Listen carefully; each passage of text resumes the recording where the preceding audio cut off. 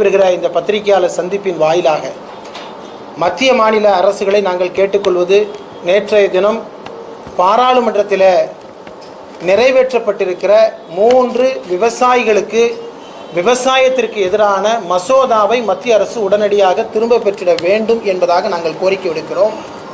குறிப்பாக அத்தியாவசிய பொருட்கள் திருத்த சட்டம் மற்றும் விலை உறுதியளிப்பு மற்றும் பண்ணை ஒப்பந்த விவசாய சட்டம், விவசாயிகளின் விளை பொருட்கள் உத்தரவாத சட்டம் ஆகிய 3 சட்டங்கள் விவசாயிகளுடைய விவசாயத்தை அளிக்கின்ற விதத்தில் மறைமுகமாக கார்ப்பரேட் நிறுவனங்களுக்கு நம்முடைய விவசாய ஆதாரங்களை தாரை வார்க்கின்ற விதத்தில் இந்த மசோதாக்கள் அமைந்திருக்கிறது.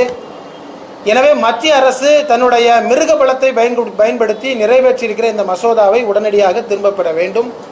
நாடு முழுவதும் இதற்கு எதிராக பதவியை இந்த சட்டத்தை எதிர்த்து ராஜினாமா செய்திருக்கிறார்.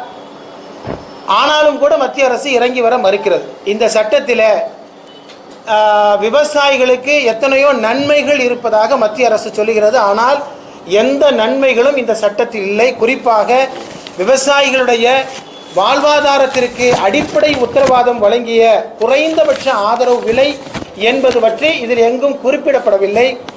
ஆனால் அதற்கு நாங்கள் உத்தரவாதம் தருவோம் என்பதாக பிரதமரும் உள்துறை அமைச்சரும் சொல்லுவதை விவசாயிகள் ஏற்றுக்கொள்ள தயாராக இல்லை. ஏற்கனவே விவசாயிகளுடைய வாழ்வு என்பது கண்ணீரில் நனைந்து கொண்டிருக்கிறது. அதில் எரிகின்ற அந்த புண்ணில வேல் பாய்ச்சுவது, வெந்த புண்ணில வேல் பாய்ச்சுவதைப் போல தொடர்ந்து இந்த நடவடிக்கைகளை மத்திய அரசு செய்வது என்பது வன்மையான கண்டனத்திற்குரியது. எனவே மத்திய அரசு இந்த சட்டங்களை வாபஸ் பெற வேண்டும் என்ற கோரிக்கையோடு எஸ்டிபிஐ கட்சி 1 வார காலத்திற்குள் தமிழகம் முழுவதும் நாங்கள் மத்திய அரசு அலுவலகங்களை நாங்கள் முற்றுகையிட தயாராக இருக்கிறோம்.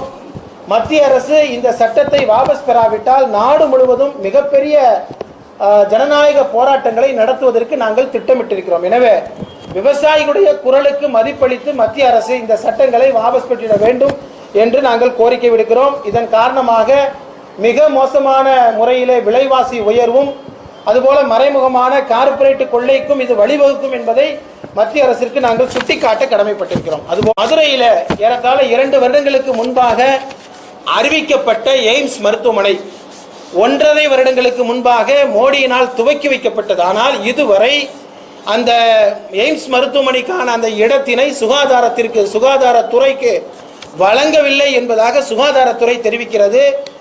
மத்திய அமைச்சர் அஸ்வின் குமார் சொல்கின்றார், நாங்கள் அதற்கான ஆதாரத்தை நாங்கள் ஜப்பானில் இருக்கின்ற தனியார் நிறுவனத்திடத்திலே நாங்கள் எதிர்பார்த்து காத்திருக்கிறோம் என்பதாக சொல்லுகின்றார்.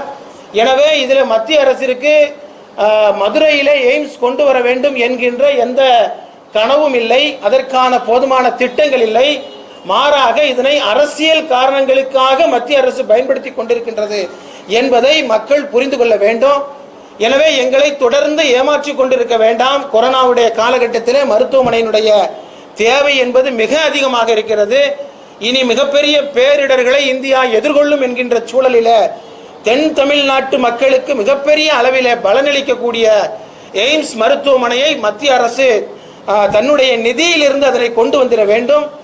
ஏமாற்றுகின்ற இரட்டை வேடம் போடுகின்ற நடவடிக்கைகளை நிறுத்தி கொள்ள வேண்டும் என்று நாங்கள் மத்திய அரசை கேட்டுக்கொள்கிறோம். தமிழகம் முழுவதும் ஏறத்தாழ 25,000க்கும் அதிகமானோர் எங்களது கட்சியிலே உறுப்பினர்களாக இணைந்திருக்கிறார்கள். எனவே எங்களது சேவை அரசியலின் காரணமாக எஸ்டிபிஐ கட்சி தமிழகம் முழுவதும் 234 தொகுதிகளிலும் அது வளர்ந்திருக்கிறது. எங்களது புதிய நிர்வாகம் பொறுப்பேற்ற பின்னால் தமிழகம் முழுவதும் நாங்கள் கிளைகளை, தொகுதியை, மாவட்டங்களை நாங்கள் பலப்படுத்தியிருக்கிறோம். எனவே வரவிருக்கின்ற தேர்தலில் எஸ்டிபிஐ கட்சி எங்களது பலத்தினை நிரூபிக்க வேண்டிய கட்டத்தில் நாங்கள் இருக்கிறோம். இதற்கு முன்பாக கடந்த சட்டமன்ற தேர்தலில் நாங்கள் 32 தொகுதிகளில் தனித்து நாங்கள் போட்டியிட்டோம். கடந்த முறை கூட்டணியோடு நாங்கள் போட்டியிட்டோம். எனவே வரவிருக்கின்ற காலத்தில் எத்தகையதொரு சவாலையும் சமாளிக்கின்ற விதத்தில் எஸ்டிபிஐ கட்சி எங்களது பலத்தினை வளர்த்து கொண்டிருக்கிறது. இதனை பயன்படுத்தி தமிழகத்தில் மிகப்பெரிய அளவில் ஒரு அரசியல் மாற்றத்திற்கு நாங்கள் வித்திடுவோம் என்பதை இந்த தருணத்தில் சொல்லிக்கொள்கிறேன்.